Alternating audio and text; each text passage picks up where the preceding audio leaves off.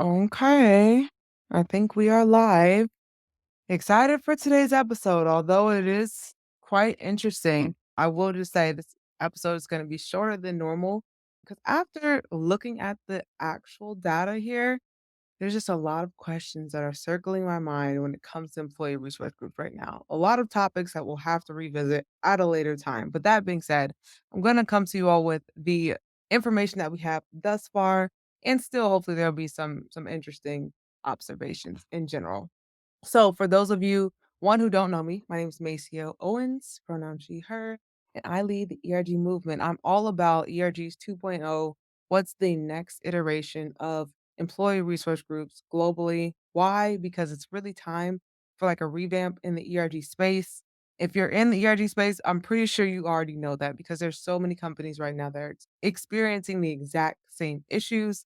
ERG leaders are feeling burnt out, there's low engagement. Like these issues are plaguing the ERG industry. And I feel like just with a reset, not even I feel like I've experienced myself with a reset perspective on employee resource groups, it's a completely different turnout scenario, engagement numbers, like everything is different. So all that to say, I'm excited for this next iteration of employee resource groups. And this is live. So, welcome to everyone who's joining. Shout out to Sarah.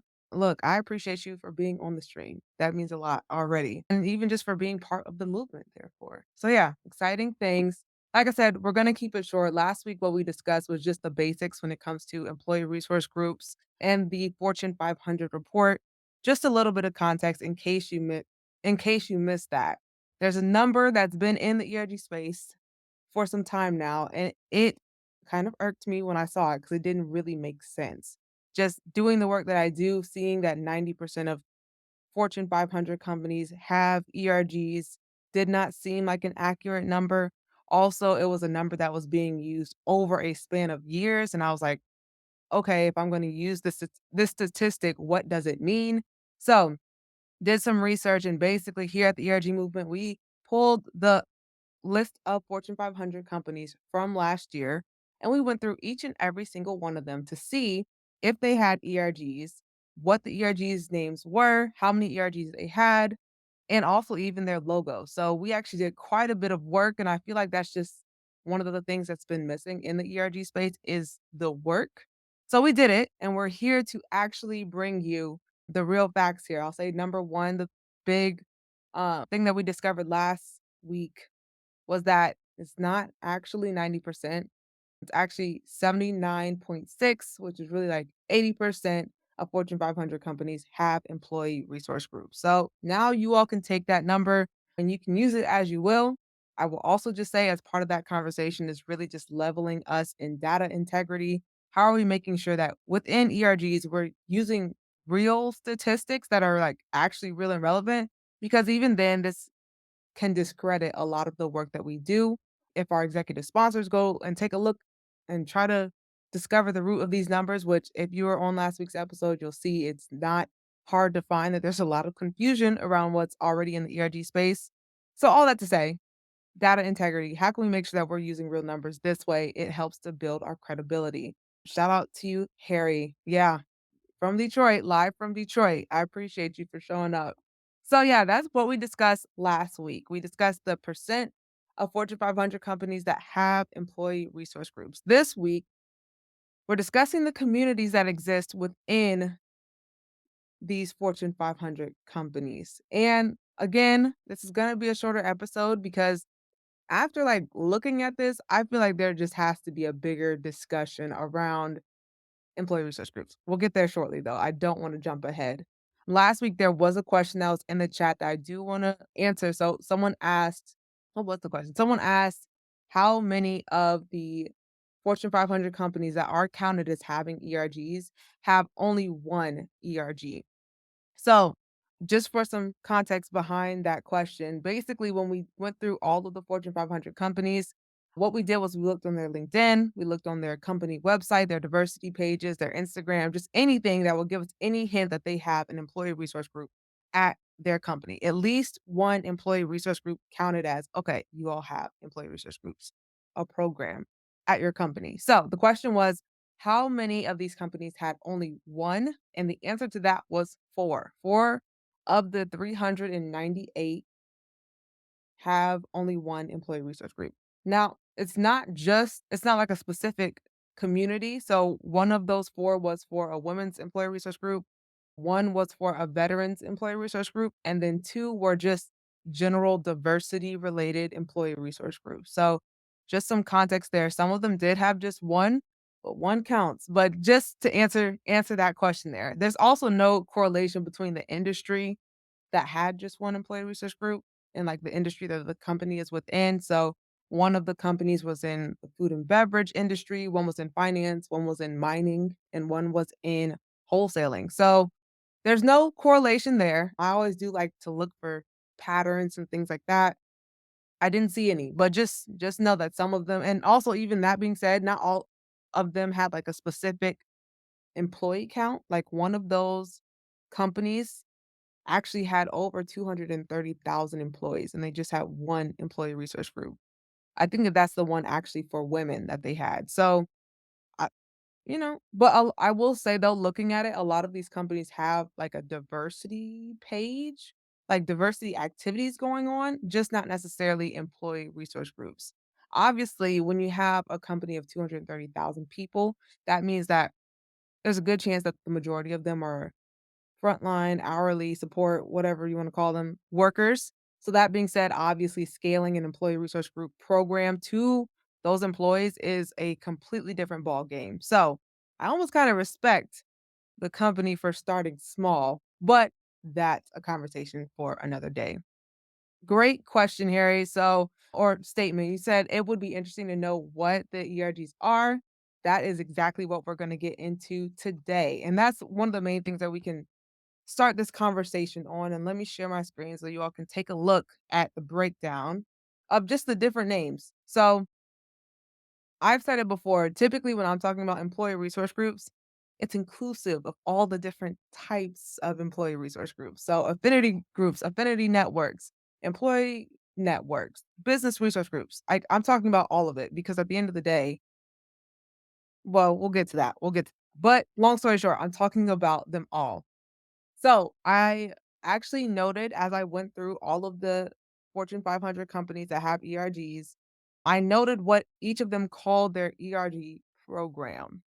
Any guesses on how many different names there were for ERG programs? Any guesses? I'll take a look at the chat. I'll give y'all a second. It was quite interesting because I've definitely heard of a lot of different names. In the chat, it takes a while to come through on my end, so I'll see it when I see it. But in the meantime, like I said, I can share my screen and I'll tell you right now that there's over 30 different names for employee resource groups. We'll discuss in a second why that is kind of problematic. Oh yeah, I saw a guess was 7. Yeah, no, over 30.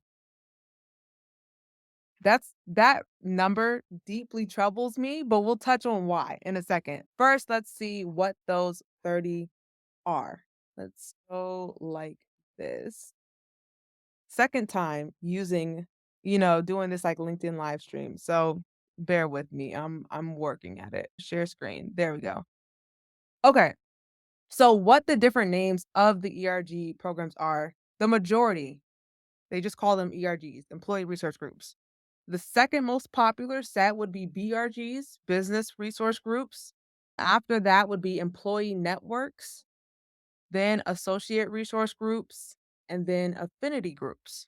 So those are the top 5 names for ERGs. Very, very interesting. For me, I guess I'll just dive into why it matters.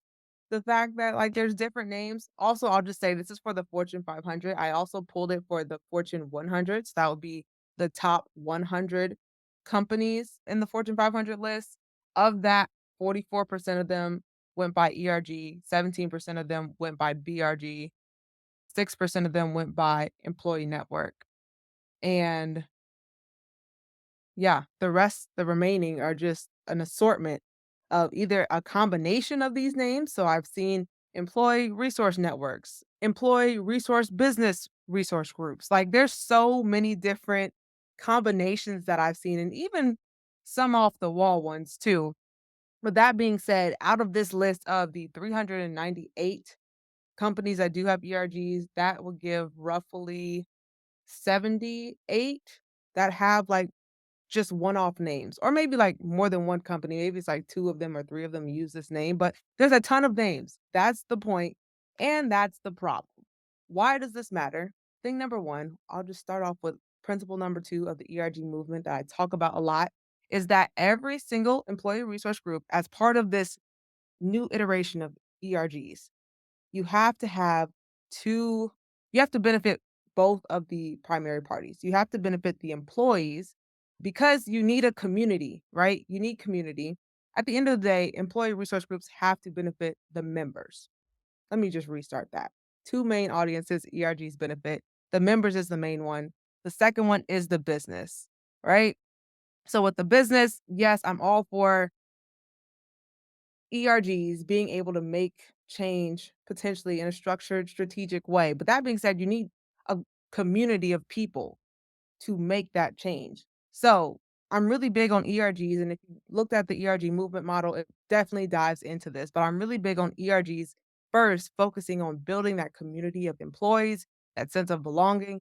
And then you can take that momentum and use it to drive change. That is what the ERG movement model is all about, like the strategic way into driving change. A lot of these companies that are business resource groups, they're really pushing their ERG leaders so heavily. And no shade if you're one of those companies. This is just what I'm observing, but a lot of these companies are pushing their ERG so heavily to make business impact. What's the return on investment? And yes, you can still measure that even with focusing just on community, just on the employees, less on the actual like how are we developing more inclusive products? Like it doesn't have to go 0 to 100 and it probably shouldn't. In most cases your ERG leaders are not prepared to even handle that type of impact driving, but that's part of the conversation, the second half of this conversation. Like I said, we're actually probably like halfway through it because lots of questions circling after these things. But anyway, thing number one, our principle number two for the ERG movement, ERGs must benefit the members and the company that they exist within. Another reason why it matters, there's a good chance that people, the actual employees within your company, they can't even find your employee resource group program because they don't know what to call it. Which, I mean, it's kind of problematic when we think about, I mean, a lot of people are asking, like, how do we increase our members of our ERG? Maybe they can't even find your ERG because they're looking up employee resource group, employee network. Never in their life would they think it's called Affinity Business Resource Group Network. Like, it sounds like I'm like doing the most with this, but this is actually what ERGs are being called. So that being said, I'll say I understand having some individuality with your organization or maybe naming it a little bit creatively for your organization. That being said, my main ask is that at least on your intranet or wherever you talk about your ERG program, whatever it's called, that you have like here we have an associate business resource group program. This is our version of an employee resource group program. So just having it somewhere, those words, because I think we really, if I'm being honest, I think we really need to get back to like an industry standard when it comes to ERGs and what they're called. I think that that would be super impactful. But if we're not, let's at least mention and give credit to like the word employee resource group, because once again, it's going to make it a lot easier for people to be able to locate these programs and to be able to participate, especially from our end with the employee resource group movement, the ERG movement. We're really gonna start pushing people, like your members, to join your ERGs. That's something that like we haven't really talked about yet, but just know it's coming. That being said, it's gonna be super helpful as part of this drive for people to really leverage their ERGs, that they're able to find it. So that's another reason why we care about that. Another thing is just in general, when it comes to the ERG space, the fact that there are so many different names, and this is really going into my portion of why this session is a little bit shorter, is because there's so much unclarity within the ERG space. Nothing is like standardized, and that is a problem, which I understand again, individuality, but at the same time, we have to be aligned on some things. So the fact that I think that with these different names, certain companies, they do actually have they put more of a meaning behind these names. So certain companies, maybe with the BRG, really push for, oh, these groups are for business impact. And because that's what they're pushing for, and like that's the whole purpose, we don't really care about the employees or the community building. Because that's existing, it's making it a lot harder for people who are not from the ERG space to really understand what this is, because they may have come from a company with ERGs, so they understand it completely different. They're thinking, "Oh, I thought that this was for employees." Like, I thought that this was for any employees, because we're gonna go into the ERGs that exist within these companies too. So, also part of just having all these different program names, having all of these different communities that are supported now as part of this program also drives further confusion. And whenever there's confusion in a space like this, I'm telling you, when it comes to asking for more budget, when it comes to like really trying to position the ERG programs for success, it's gonna be a lot more difficult, because our executives are probably confused too. They're probably looking at us to make some sense of what our ERGs like, and what are their relevance? I don't know if that makes sense, but you get what I'm trying to say. How are they relevant to our organization?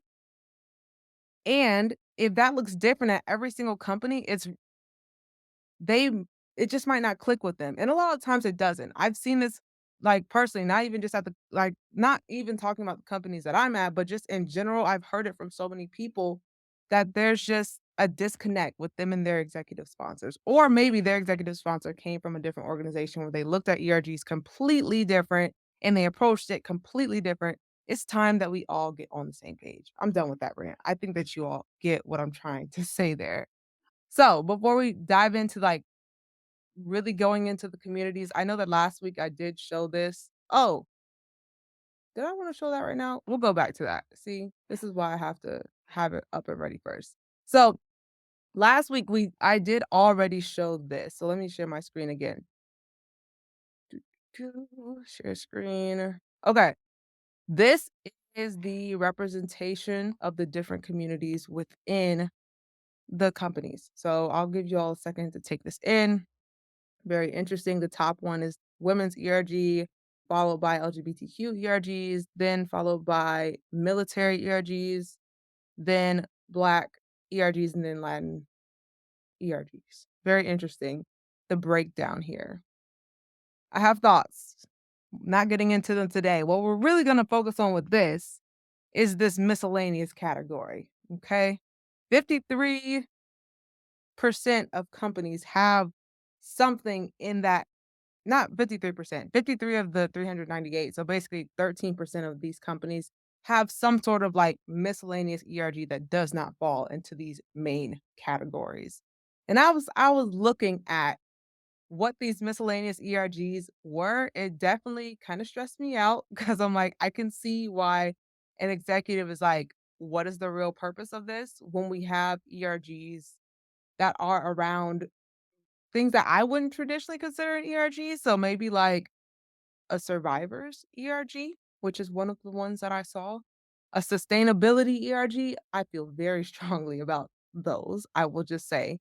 Or even a fitness ERG. Like, I've seen a few ERGs that aren't really rooted in what the purpose of ERGs were. That being said, coming out of looking at this miscellaneous category, and I would love to see y'all's thoughts in the chat, just in general from taking this portion in. But yeah, so anyway, going back to it, let me reshare with the other page I was going to show. What this all made me think of is like, what is an employee resource group at the end of the day? Is it me? Am I just not aligned with like what ERGs are? Is it because it's 2023, ERGs are different, where now we're supporting employee engagement ERGs? And that's something that I saw more than once where companies have employee engagement ERGs. For me, just didn't feel right. So, per usual, just like we did last week. So if you're here, shout out to you. Or even if you saw the recording, I don't know. It's still there if you want to check it out. I just looked it up. So you can see me looking it up here. Now, the first result when I went to look up what our ERGs at least was great place to work. Again, just like I was saying last week, no shade to anyone who actually wrote these articles. This is not like an attack at them, because these are things that are just industry standard that I see everywhere. So already I did have to question the definition because go figure, they had that statistic in there again. And they actually referenced one of the articles that we broke down last week with Top MBA. So it is what it is. But anyway, focusing back on what are employee resource groups, voluntary employee led groups whose aim is to foster diverse, inclusive workplaces. You can read this definition yourself. I don't actually have to read it. But even beyond that, it does say that it's typically an employee who shares a characteristic. I've actually used this definition myself, and this is part of me admitting to, wow, maybe it's time to like relook at even the definitions that I use in general. And you'll see different variations of this. But at the end of the day, one of the questions that I haven't seen answered from an employee resource group kind of definition is why they need to exist. And obviously, if you're on this call, you're probably in the diversity space. So you all get it. Historically, the things that I get it. I get it. But from someone who's not in the diversity space, and I always make it my aim to look from a perspective of someone who's not from this space, because then I can get how it's perceived by others. And for me, someone could then say, I've heard a lot of I actually have a list of questions that people have asked me, and we're gonna do like a Ask the ERG Homegirl series eventually. But like when it comes to having like a men's ERG, like is that appropriate? And some of those in the miscellaneous category, by the way, are like men's ERGs or even like an allies ERG. Would that be appropriate? Would that fit into this definition? There are so many questions in the ERG space, and I can completely understand why someone who just, is looking to see like where are we going to put our company's money to would hesitate. They would get real hesitant when it comes to ERGs because these are valid questions to have. Where does it stop then once you start allowing employees to start these groups? And who qualifies? Who doesn't qualify? These are questions that people ask me almost every single day. And I understand, even just looking at a vague definition like this. Anyway, again, done with my ranting. But after looking this up, I was like trying to think of some words that I feel like would really qualify an ERG as an ERG. Like underserved was one of them. Like maybe it's a community that is underserved and that's why we're, allowing space for them with a funded program. But even then, when I was thinking about the word underserved, it feels like it almost gives companies the permission to keep underserving, which I don't think that that's the goal, but, so that was part of it. Like, do we want employee engagement efforts to be incorporated into the actual employee engagement team, or are we leaving it to these ERGs to have completely like program done for them and by them, and they have their own budget to do it? Is that enough? There's, like, questions that I have that I feel like people are too nervous to ask because I get it. It's like, I get why it can be problematic to, like, ask these questions, but until we can get over this part, like, there's still gonna continue to be misalignment and confusion from people who actually have the power to fund to continue ERGs or not, and I feel like it's a lot deeper than we have traditionally seen in the ERG space. So just know, I am on a mission as part of this ERGs 2.0 to redefine even ERGs. What are they and how really in a way that's like relevant. That's a whole nother train of thought. Like when I tell you all, I do a lot of thinking, whole nother train of thought. But anyway, so I was thinking about underserved. I was thinking like maybe historically marginalized is a take, but then that would also definitely disqualify ERGs like fitness or environment ERGs. So just lots of questions when it comes to ERG spaces. So, like I said, more coming on that for sure. My take when it comes to ERGs that aren't, let me pull up actually the list of like the top 5 ERGs too, just so we can have some context here. Like, I feel like these top ERGs that I actually have on the screen, these are the ones that kind of make more sense to have. These feel like they fit into an ERG category, whether it's underserved or even something around like cultural competency, or communities that need that sense of belonging or in general aren't the first thought of when we do employee engagement programs. We probably aren't thinking of these programs with like an ability, disabilities focus in mind. So how are we leveraging this group to help bring that? I feel like I'm just rambling at this point, honestly. There's like I said, I was literally looking through my notes, my talking points right before this episode, and I was like, I'm confused myself. Not confused, but like I feel like there just could be so much more clarity. Anyway, that's the thing about doing this completely live is you all get to see me in my true form with all the thoughts circling around. Back to it though. Just know if we don't have some alignment in what ERGs are and what they aren't, we're going to continue to not be taken seriously. And that's just something that I cannot live with. I love ERGs so much. Literally, my shirt says ERGs have my heart because they do. They do. So I will just say some of the interesting observations that I did have while going through this miscellaneous category, or even just the names in general that I feel like could also come up when it comes to your ERG programs and like have people a little bit confused. We talked about already with the survivors ERG, the life altering situations ERG. Interesting.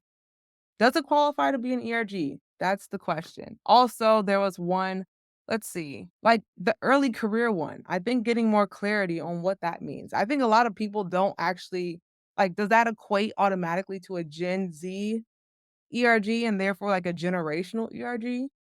For the sake of these numbers, just know that we said yes, like early career equals like it goes into the generational category, but these are questions that I feel like people, as they look at your programs, and this is me like looking at the sites of the companies, and I'm like, I don't know the answer. I don't even know if I fit in this ERG or not. Technically, I am early career and also Gen Z, so I probably would fit into both. But just say hypothetically, like if I'm like 30 years old, but I am early career, you know, is this for me or is this like specifically for someone from a specific age? I think you all are following. Another one too, I saw some multicultural ERGs. Does that automatically equal a POC, persons of color ERG? Maybe, but also maybe not. I remember back when I was in school in like 5th grade, there was a multicultural club and that was literally all cultures. So therefore, does that fit within the narrative of what an ERG is? And I think really the biggest thing coming away from this conversation is just to kind of reassess what your ERG program is grounded in. Why does this program exist and who does it seek to serve? That's really kind of the message that I'm hoping to bring through today and I would please, like, set up time with me. I would love to learn you all's take on this at your companies. Yeah, I would love to learn more. Yeah, I saw like a young professionals ERG. I've seen a young professionals ERG. I've also seen them called early career. I've also seen literally ERGs that are called Gen Z ERGs. Are they all the same thing or are those three different sets? And what qualifies as young? So many questions. There's another comment. I found an interesting trend where the community-based ERG affinity styles are being forced into a BRG. Definitely. I agree too. The fact of it is though, ERGs at the end of the day, they have to be like in the old development model of ERGs, affinity group, ERG, business research group, BRG. Those 3 levels, that sweet spot of the middle ERG is perfect. The only thing is that it's just not mature enough. So, I don't think that it's bad necessarily that an affinity group has to be an ERG based on around the definition of an ERG. That does not mean that every single affinity group would then qualify to be an ERG. But I'm not mad at the step up there because it's really a call to action for more structure. But it is an interesting trend that I've seen too. Another comment, I see the challenge in actually, I forgot I can actually pin comments too. I see the challenge in what an ERG is, especially if you consider the historical nature. Exactly. That's exactly where I'm at today. And even when it comes to the conversation with DNI, which I know can be a touchy subject. But that being said, how closely are ERGs linked to DNI? Is it the case where now wherever DNI is no longer being funded, that ERGs also go too. Does that does that feel right? Does that, like, How closely are we tying it there? All things, like I said, I am promise I'm coming with an answer to you all very soon. As I'm doing the historical research on ERGs, I'm very excited to see where we land with this.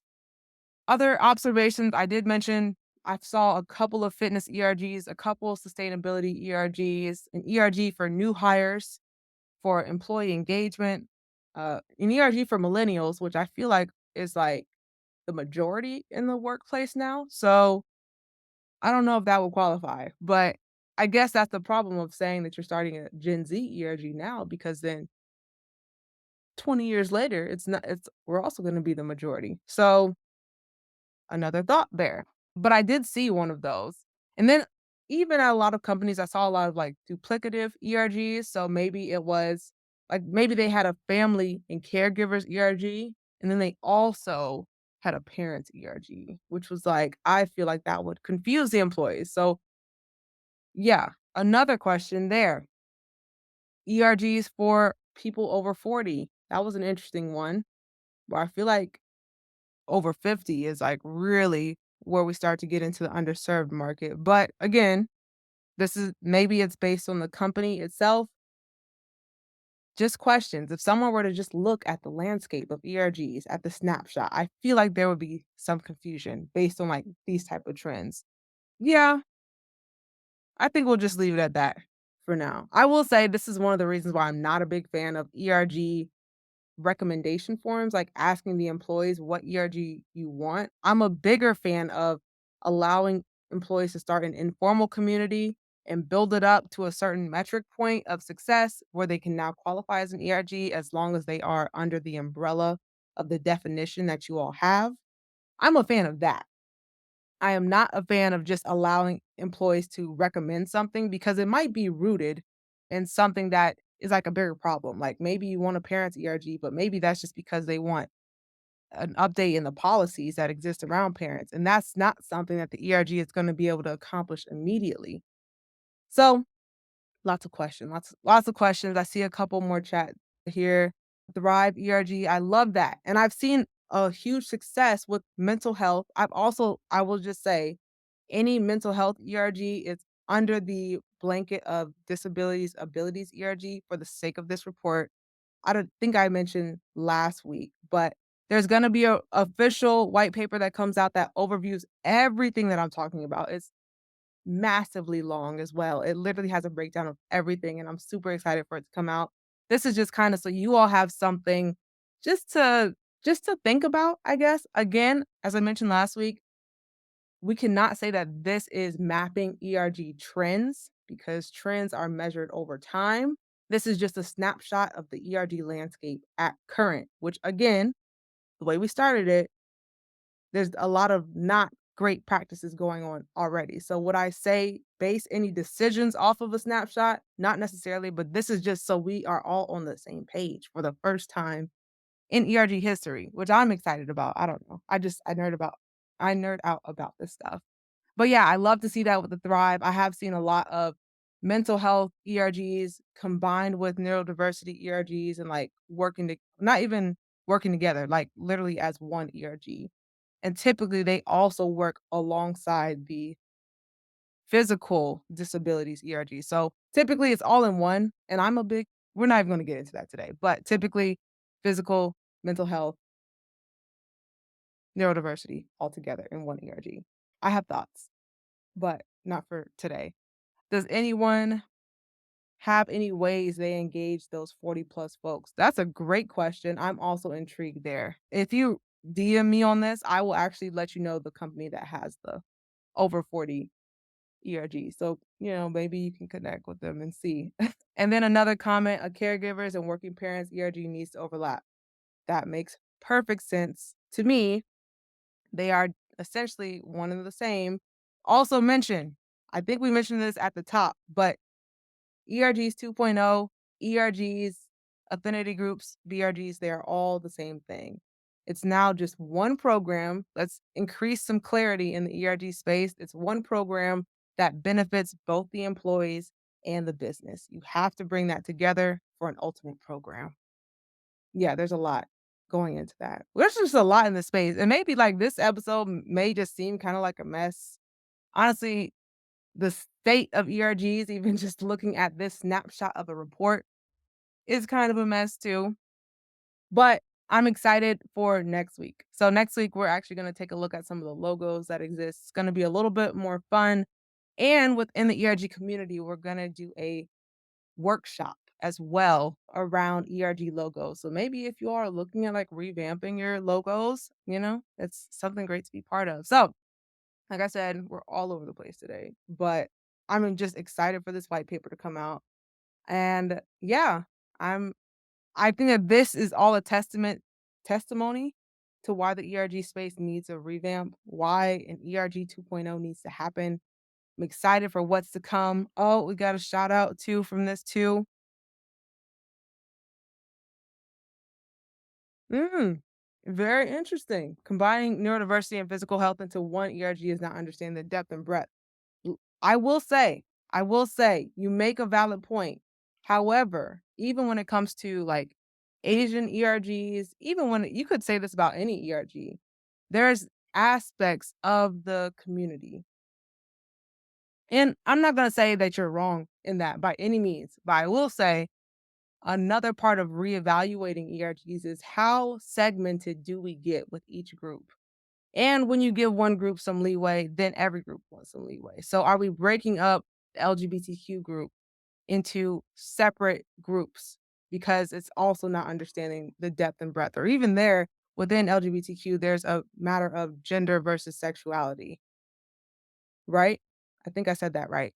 Or even within like the Asian ERG, like there's so many aspects of that diaspora that you can double down on. But is it harmful to separate versus coming together for a just cause? Coming together around it. Even within the Black ERG. I have thoughts on it. I didn't even realize that my little caption was covering my face half the time. We're working on it, but I just have thoughts. I'm not against it, and I would love to talk to you if your company has an ERG on that, like, to learn more, because we're in this growing phase of ERGs where there's these growing pains and these questions that have to be answered, and really, that's what this conversation's all about. So, thank you all for joining. It's been an interesting little rant moment discussion, and I definitely appreciate the engagement too that has been had here. Just a couple of announcements. This week, I'm super excited. We are officially moving the ERG community. We're over 300 members, and we did that in less than 6 months. And that being said, so many people want to get involved in the ERG movement, but they don't use Slack. So that does not feel right. It doesn't feel inclusive, right? So we're moving the ERG movement to a platform that, regardless of what communications platform you use, you can be on it, you can check it out, and you can be active in the space. There's gonna be a lot of cool things there, courses, challenges. I mean, we are really revamping. This is truly, I will say, by being part of this community. Next year, this time, your ERG program will look back at where your ERG program is now and be like, wow, I cannot believe how far we came. Because with the community, we're able to do it together. With other people, you can go further. So I'm excited. Make sure that you're subscribed to the ERG movement. Go to the ergmovement.com, and at the bottom, you can put in your email. That's where you're going to get all the information. If you do it right now, you're going to get the email that gives you the exclusive, like, early access into the community. So check it out. Even there might also be some perks into already being within the ERG atmosphere. Also, too, that was the main announcement. We have an exciting episode, interview style episode of the ERG movement coming out later this week. I'm super excited. I'm not even gonna say the guest speaker, but it's super exciting. When I tell you, this is one of my hands down favorite, favorite, favorite episodes. So make sure that you're also subscribed to the ERG movement on YouTube. That's where we have our podcast. We all actually, funny enough, we're now available on Apple Pod Apple Podcasts and Spotify and Amazon Podcasts. We're kind of like we're growing. There's so many amazing things happening, and I'm feeling optimistic about ERGs. So, even with you all being here, I honestly expected like to be talking completely to myself. So I love the fact that you all are here. Like I said, it definitely makes me excited for what's to come. And look, shout out to you all. Even you, like, you're saying you're proud of me. Look, thank you all for showing up. Like, I really feel like we can do some amazing things in this space together. All right, I'm done ranting. It's been a great episode. Episode 19, episode 20 coming out later this week. Make sure that you're subscribed for more information and for the latest. Amazing. I will see you all in the next episode. Again, we're talking logos. Invite a friend. Maybe it's time for a revamp. Talk soon.